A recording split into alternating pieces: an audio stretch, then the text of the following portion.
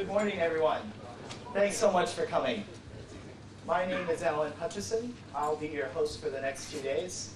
And I really appreciate everyone making the effort to get here today and be here so early in the morning, or at least if you're a Google person, this is kind of early in the morning.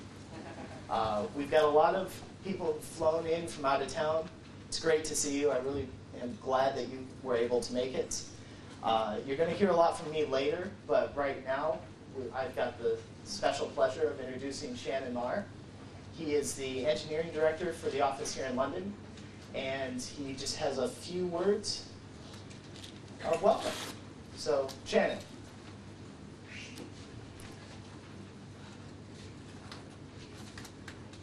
Good morning, everybody. And I guess we have no, don't apply till you hear what I say. Then you can just say, well, stay away from that. I do want to say good morning. I echo Alan's thoughts. It's great to see a bunch of people coming in from out of town. I looked at the agenda that you guys have. There's a very good set of people giving presentations. As part of my responsibility, I get to talk to you for about 15 minutes about what we do here in Google London, and what I'm an engineering director, site director for London, and what my perspective on the testing problems that we have, testing automation problems we have here in London. Specifically, I'm responsible for Google's worldwide for our mobile activities. So I will obviously have a mobile bent. I tell anybody who wants me to give a presentation that the toll for that presentation is for me to talk about mobile. I hope it's not a high toll. So, well, let's see, how do I back up on this thing? So, welcome. That was easy. On the agenda, again, I'll talk about testing in Google. I think some people may have some preconceived notions about what testing in Google is all about, and what Google's natural inclinations towards testing is about because of some of our products and some of our history. I'd like to go through that. I think some of that's interesting and some of that is definitely germane. And then talk to you about some of the challenges of the mobile world, and there are significant challenges. I did notice and met a couple of people that will also be talking about basically the same topic later on in the agenda. So testing in Google, what do you guys think about when you think about testing in Google? Do you maybe think about Gmail? Gmail beta? Gmail beta that was initially introduced as beta on April 1st and auspicious date, 2004, and is still in beta. Does that sort of ring a bell? What do you think about what I consider to be maybe the coolest product that we have out there, Google Earth? But even we understand that that we get a little bit of reputation. I don't know if you can see this, but this is the coolest T-shirt that we have, and Google is all about food and T-shirts, by the way. It says Google Earth, 4.7 billion years and still in beta. That's the age of the Earth. We expect that at some point, less than 4.7 billion years, we'll get out of beta for Gmail, by the way.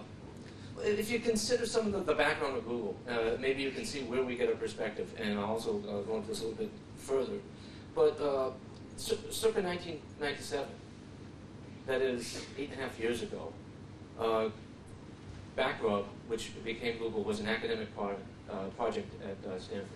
So the company has deep roots, very deep roots in the academic world, and is actually the company is actually very new in the sense of just longevity in years, which has led to a couple of interesting things. So what we have here is that's a picture of the Google Data Center in 1997, and again, you can maybe draw some inferences of what we thought about for QA and testing back then, as we're trying to develop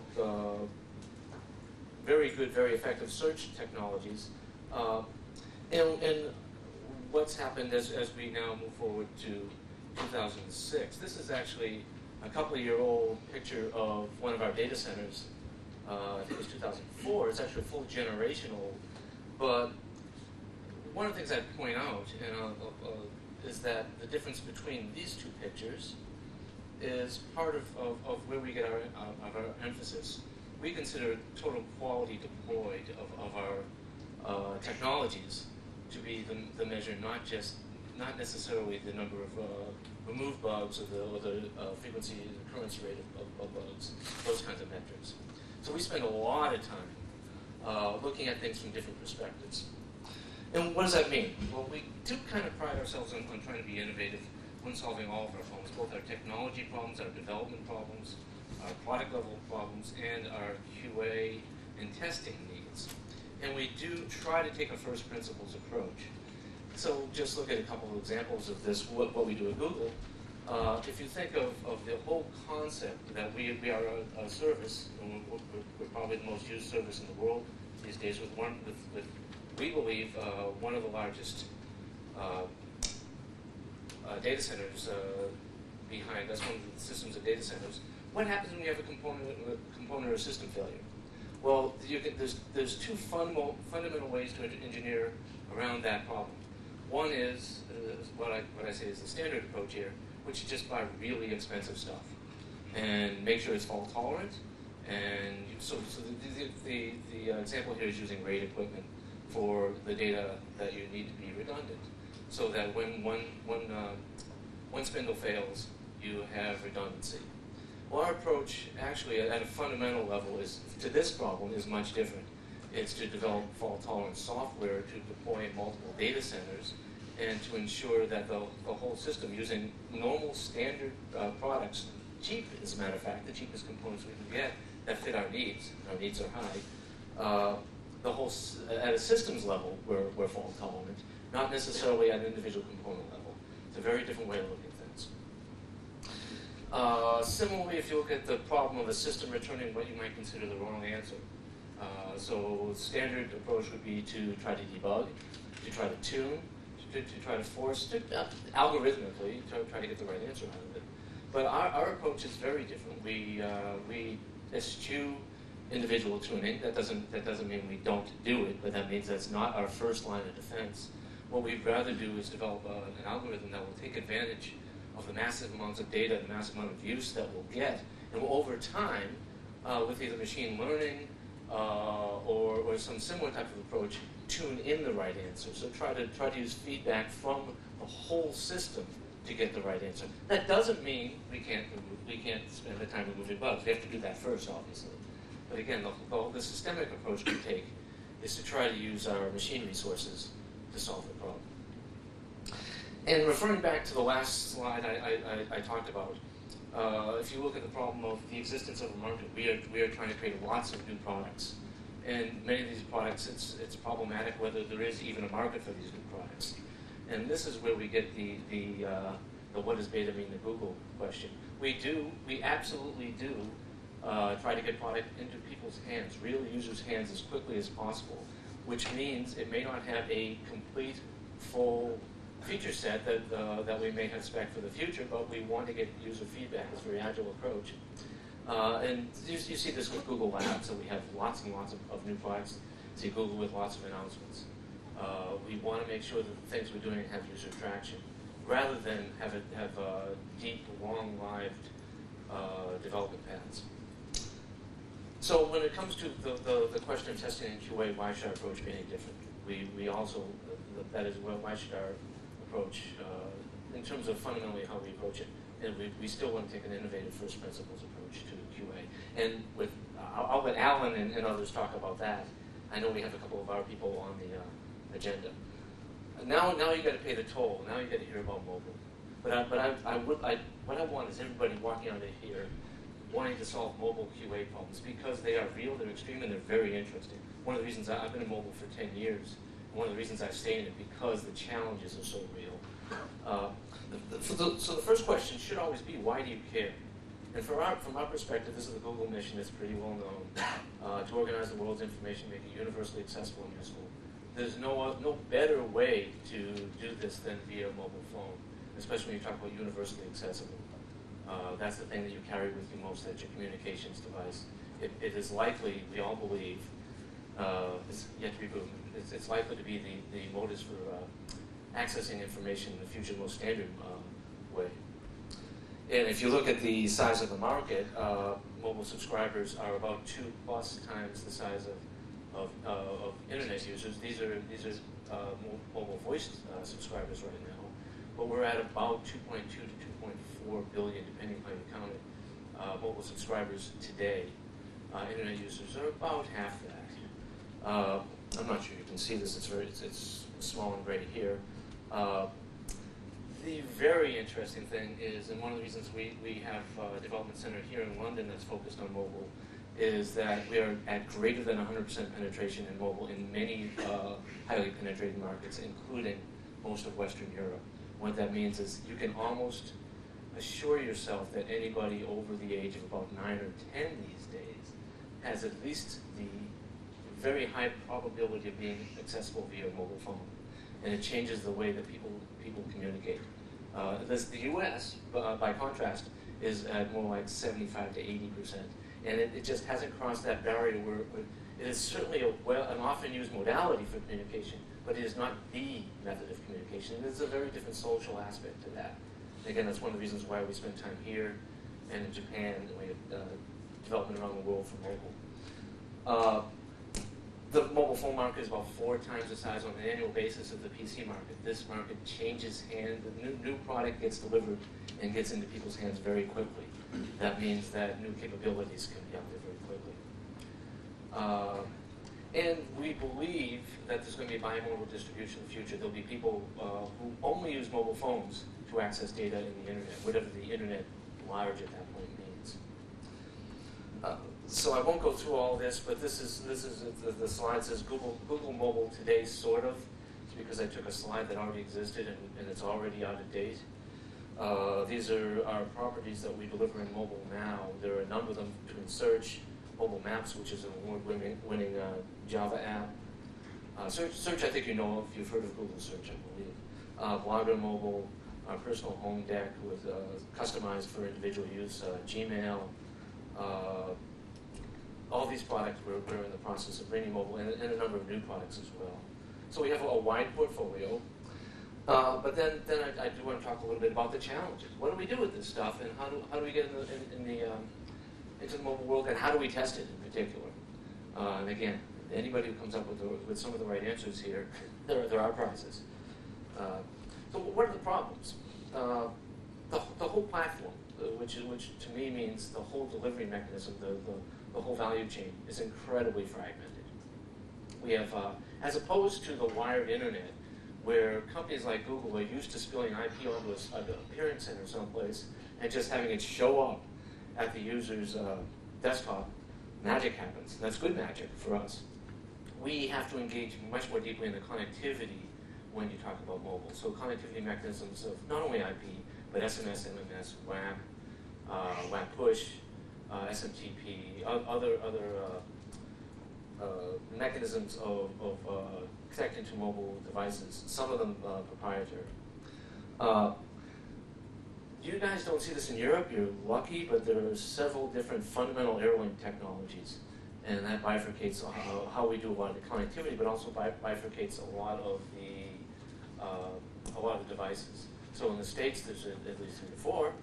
There's some old stuff. There's some of the old amps and those things. But in the States, there's CDMA is a very big airlink. In China and Japan, there are 2 others. In the States, even has something. Nextel had their own proprietary airlink technology. There are many different relevant markup languages. So content formatted for mobile may be formatted in one of 3 or 4 markup languages. And HTML is still important. That is where we've got, in our case, a huge index of data that we'd like to push to mobile. So even though it's not necessarily optimized for mobile, it's important. You end up having 3 to 6 carriers in a country. In the US, there are many more, up to 50 or 60, depending on how you count them. And each one of those has connectivity issues. You end up having, it's still a very juvenile space with incomplete adherence to specs. In particular, like sync is one of the big things we'd like to do, but that there's a spec for sync, and just about nobody follows it completely, and those who follow it completely different ways between them. The handset platform themselves are very, very incompatible between Symbian, Microsoft, Palm, one of the things that Microsoft did for us on the PC world is create a uniform platform, which for all that Microsoft did, I'm not a Microsoft apologist. I did live in Redmond, Washington for 20 years, but I didn't work for Microsoft. But that is a great thing that enabled us to target really one platform, platform that moved going forward. But rather than spending our time trying to create abstraction layers and deliver to multiple platforms as the PC world was maturing, there was really one specification, and we don't have that mobile. And this is the number that I use to blow people away. It turns out that if you want to create browser technology on mobile devices, there are over 11,000 user agents that we have tracked, that we have the capabilities tables of, that we may have to respond to when we get a request for search, for instance. That's pretty daunting. That means that if, so Alan, who you saw earlier, who'll be back, is in charge of the mobile testing. That means if we wanted to test each one of those and not use automation, not use any reasonable techniques, we'd have a lot of fingers pressing a lot of phones over a lot of networks. So the savior of mobile was going to be Java. Turns out Java itself is very fragmented. There have been over 1,000 JSRs, which are augmentations to Java filed, well, not, sorry, there's not over 1,000, about 1,000 numbers JSR. I don't know how many of these actually made it. When I actually asked my Java guys how many JSRs there are for mobile, the answer was very telling. The answer was, I don't know. So even the guys who spend their time doing Java don't know how many JSRs are important for mobile. We came up with a number of about 85, probably about 20 of which are really important. So if you do the math and you realize that these all pile on top of each other and are combinatorial, the individual paths through this mess is pretty daunting, and it requires some really good thinking. So a couple other things that really feature into this space is that the whole value chain is different, and the value chain is influenced by many different people. It's not the case that you can, like the PC, that one player can interact with a user, get their product in front of a user, and have that user interact directly either with an application provider or a service provider. There's carriers, there's OEMs, and the content providers, as well as multiplex into the browser and maybe a carrier portal. So for that reason, we spend a lot of time partnering with both the device OEMs, the operators, and ISVs, so the software vendors that create the browsers. And that has very distinct implications for how you do test. When you deliver a mass market product through an OEM or through a Vodafone, you spend a lot more time, especially with people with multi-billion-dollar OEMs or carriers that are used to dealing with hundreds of millions of subscribers. You can't be quite as ad hoc. They have much more disciplined ways, maybe good, maybe bad, but certainly more disciplined ways of certifying the product. And as a vendor like a provider like Google, we have to be able to interface with them. That's a challenge. It's a challenge to be able to work with big partners like that. So the issues call for a specific comprehensive testing strategy. I'm not going to tell you what that is, but they beg some of the questions that I think you'll be asking today. The reason I'm not going to tell you what that is I don't think we've got it all figured out. It's very hard. But you need systematic test plans, but you need them to be able to move quickly to adapt to what you're focusing. But you got to cover the complexities and do some sort of separation of variables of all these things, and do that in a reasonable way, and do that in a way that's analytic. And then you need to integrate with partners when it's like I said, that's hard. So again, if any of you guys have silver bullets here, there are prices. It does require automation. I know this is testing and automation. I wanted to sort of give you my perspective on the testing, but there's no way with these kinds of numbers, with the 2.2 to 2.4 billion, with the hundreds of carriers, with the tens of thousands of phone devices, maybe if we only target 100 of those, there's no way we can be effective in this space without being automated. But device automation and mobile automation itself is, just as for basic testing, is not straightforward. You don't have control of that device. It's not necessarily programmable. It's not necessarily something that you can fixture easily. So that's got its own little problems. And I'll leave you with a couple slides just sort of going forward. It's more of the reason that we want to get in this space, get involved, and continue to interact with all the players, is that we believe that we can start providing fairly immersive and very rich experiences, and we're proving that out with some of our partners right now. So we need to be good at the basics and then start delivering even better experiences. This slide is not to say that we're going to have the desktop in your pocket, but that we do believe that we can deliver forms of that desktop. We'll take the huge HTML repositories that we have, our index in HTML, and deliver fundamentally the parts of that information that you want and need to your phone through transcoding and other capabilities. And then in the future, like I said, I've been in mobile for 10 years. But in the future, the real desire, the real need for a company like us and for the whole space is to start extending and being able to make the phone do more things. These are some of the spaces that we've all been talking about for years. Some of them are coming true. Mobile payment is one of those things that I refer to as a $0 billion market. It's been around, ideas have been around since 1999, 2001. It was the next big thing, m-commerce. As with location-based things, another $0 billion market. It's sort of like artificial intelligence. When is it going to hit?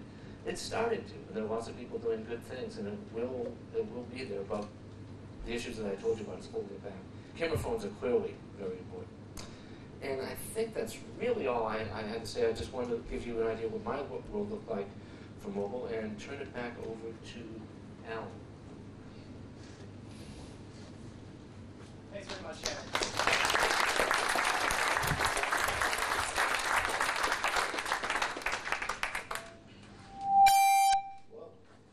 All right, so we have a quick switch over here, and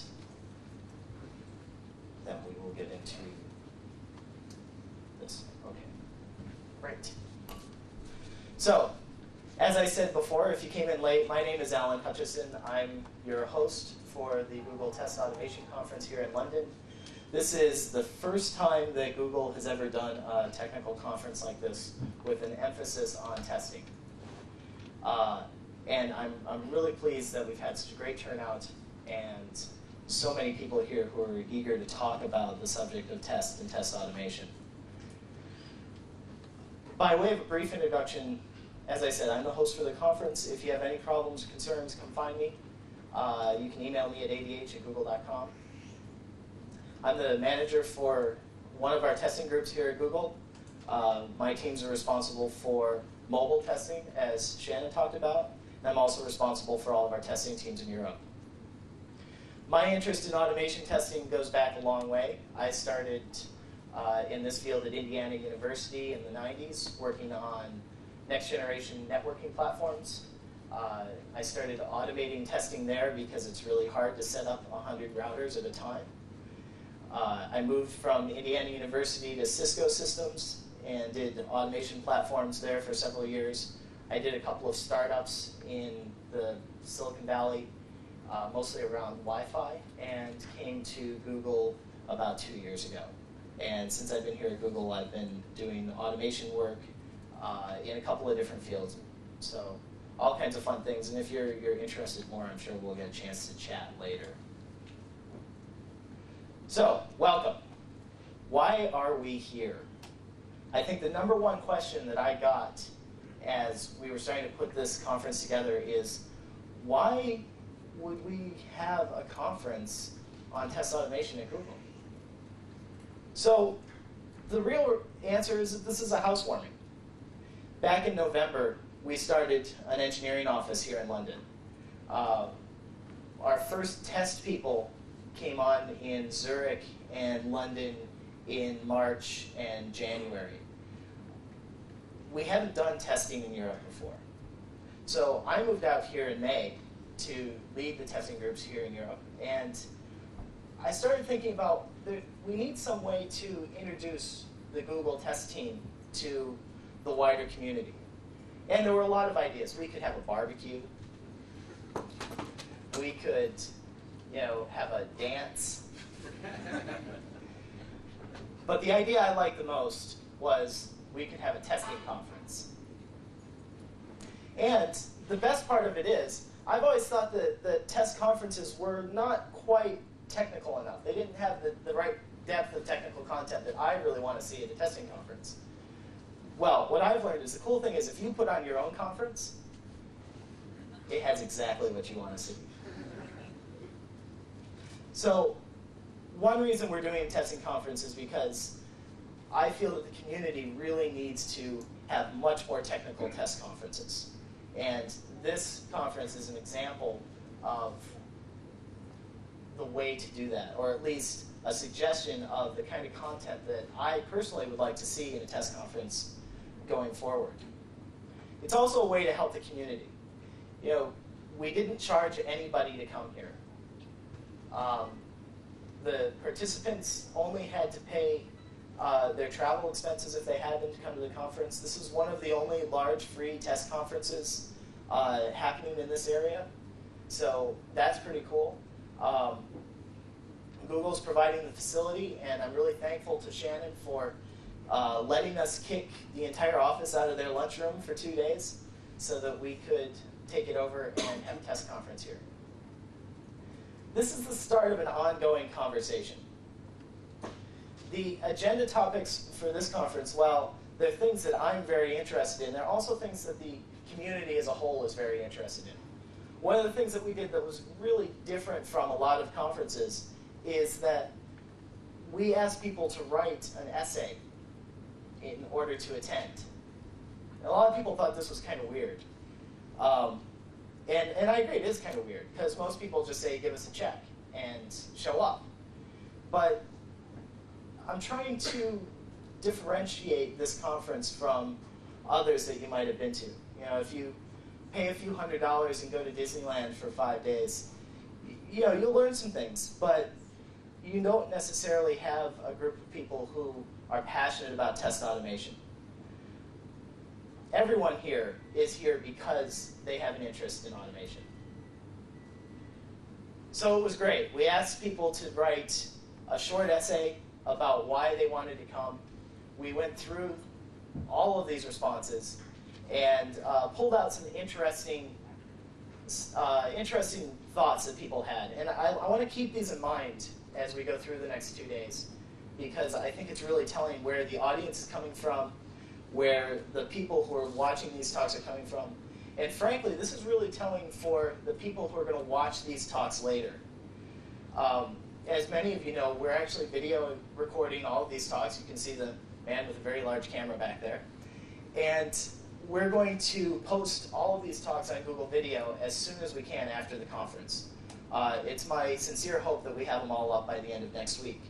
And that means that not only are we having a conference with the people here in this room, but we're having a discussion with people from all over the world.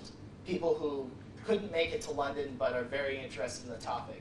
People who, in some cases, are students, or some cases are instructors who, unfortunately, especially here in the UK, had to go back to school this week. So I think this is, as I said, a start to a dialogue. We've designed the conference and the schedule for the conference to allow for a lot of interaction. So you'll see that each talk is about 45 to 60 minutes long. There's a formal question and answer period at the end of each talk, and then there's a 15-minute break. You'll see in a lot of conferences where you kind of do 6 sessions and then you have lunch. And it's kind of like going back to school, right? You take your conference bag and your stuff, and you go from room to room to room, and you get to see all of these talks, but you don't really get a chance to talk to anybody. I hope that you take the opportunity to chat with your fellow participants and speakers over the next couple of days. I think that the most interesting parts of this conference are going to come out of those discussions. So, what are some people interested in? How to calculate the return on investment for test automation. Testing for scalability. Integration testing. Tools. Tools versus, homegrown tools and open source tools versus off-the-shelf tools. Automation, obviously. How to test JavaScript in Ajax. And we actually have a really interesting presentation coming up on that topic. Test-driven development. How does that play into the larger QA cycle? How are the agile technologies, how are test-driven development methodologies related to QA? Where is automated testing going? How do we maintain high availability web services? How do we load test massively distributed data centers and web services? How do we scale tests and frameworks? And one of the things that I was most happy to see is a couple of people put in their essay, I am especially interested in sharing experience with my peers. So what are you especially interested in? We've seen a list of quotes that came out of the essays from participants. We saw some things that I'm interested in. You've got the list of speakers and their topics. But what are you interested in? And I'd encourage everyone to take a minute, grab your badge out of the little plastic sleeve, and write a 1 or 2 word topic that you're interested in. Look for people who are interested in the same thing, or look for people who are interested in something completely different. Find people who are interested in topics that you have never heard of. A couple of schedule updates and conference matters that they've asked me to make sure to let you know. First of all, the toilets are that way. Go out to the door you came in and you turn left just before you exit.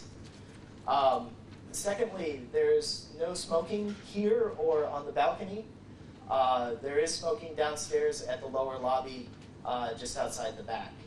And look for people with Google badges like these. They can direct you to wherever you need to go, or answer your questions if you have some. We've had one schedule update. The testing Metro Wi-Fi talk on Friday that was originally scheduled for 5:15 has been moved to 2:45. And we've also created a session for lightning talks. I'm sure a lot of you have seen lightning talks at other conferences. Raise your hand if you're familiar with this kind of idea. All right, so like this half of the room. Cool. So a lightning talk is a short 5-minute talk that you give on the spot. The idea here is that you can share insights from the conference, present an idea, maybe something that you want to write a talk about in the future but haven't had a chance, or something that just struck you in the next couple of days. Share an experience. If you have something that you think other people here would like to hear about, that makes an excellent subject for a lightning talk. The format is 5 minutes per speaker, and that is strictly observed. We will pull you off the stage at the end of your 5 minutes. That means we have 10 slots. Harry Robinson is going to be the facilitator for this. Where's Harry? There he is. Harry's that guy over there. So if you have an idea, make sure to talk to Harry. You can email him at harryr@google.com, and he will set up your slots kind of on a first-come, first-served basis. So there are 10 available right now. If you are going to do slides, which are not required, make sure to send them to Harry by lunch tomorrow. We'll have them all on a single computer so that we can get through all the talks on time. We're going to do some follow-up from this conference, and I think follow-up is going to be really important for the kind of conference we're doing here. So first of all, when you all go home, you're going to get an email from us that asks how we did, what you thought of the conference, what went well, what didn't go so well, what you thought of the speakers, and if you have comments or suggestions on how we can improve this format. I'm going to read all of that. I'm really interested to see your feedback. So I really encourage you to take the time, write the feedback, and know that it's going to be read and responded to. And we're very interested in seeing what you think of this format and this kind of a conference. Outside that, comments and questions, LondonTestConf@google.com. That goes to me and several others who helped organize this conference. So that's an excellent place if you have questions to get them answered. I mentioned that we're going to post the videos from all of these talks on Google Video. In the email that we send as a follow-up, we'll have links directly to the videos. You'll be able to share those with your colleagues and friends who maybe couldn't come. We'll also post it to the blog and post it in a couple other places. But you'll be able to find those on video.google.com. We're going to establish a mailing list, and there'll be instructions on how to sign up. This will be a Google group to continue the discussions that we start here over the next 2 days. As time goes by, we'll also look at breaking down that mailing list into subgroups if specific interest groups and topics develop. So we're hoping to create an area where we can continue this kind of dialogue well into the future. Finally, for news and information about this conference and anything else that we might do in the future, go to googleresearch.blogspot.com and we will have stuff there. So a couple of thank yous are in order. I really want to thank Google for giving us this space. I want to thank Shannon for letting us invade the London office. I want to thank the speakers who flew out here on their own dime, who are really interested and passionate on this topic. I want to thank all of the participants, not only for filling out those essays, because I wasn't quite sure anybody would, but also for coming, and participating in the discussion, and for bringing your good ideas. And finally, I want to thank the Googlers. You'll see a lot of Google people here. Like I said, they all have badges that look like these. Most of them are wearing Google t-shirts. They've been a tremendous amount of help in this conference. I'm sure many of you have spoken with Amy, Renee, Veronica, or Anna. Those people are really the ones who put this together. I just get to stand up here and take credit for it. So thanks to all of those Googlers, and also thanks to the Googlers who will have to go out for lunch today and tomorrow. So that's all I have. We've got some time for a couple of questions. I think, is Shannon still around? Maybe? If he is, we'll bring him back up.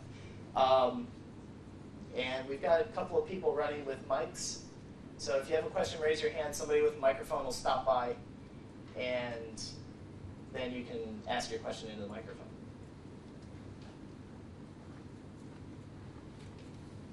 I know it's still early. How many people flew in from out of town? How many people flew more than 2 hours? More than 6 hours? More than 8? More than 12? All right.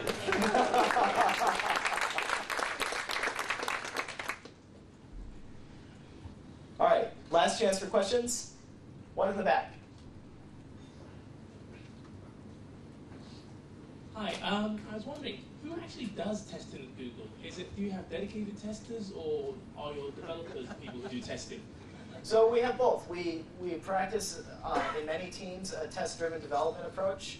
I think Agile is very popular inside Google.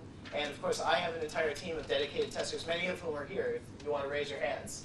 Google testers. They're all over the place. Feel free to grab those people during the conference if you want to talk about testing in Google with them. Or come and grab me. I occasionally do testing. Other questions?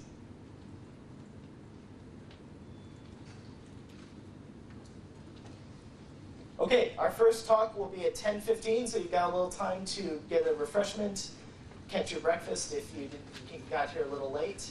And if I could have the first speaker for 10:15 up here, we'll get you all set up. Thanks, everyone.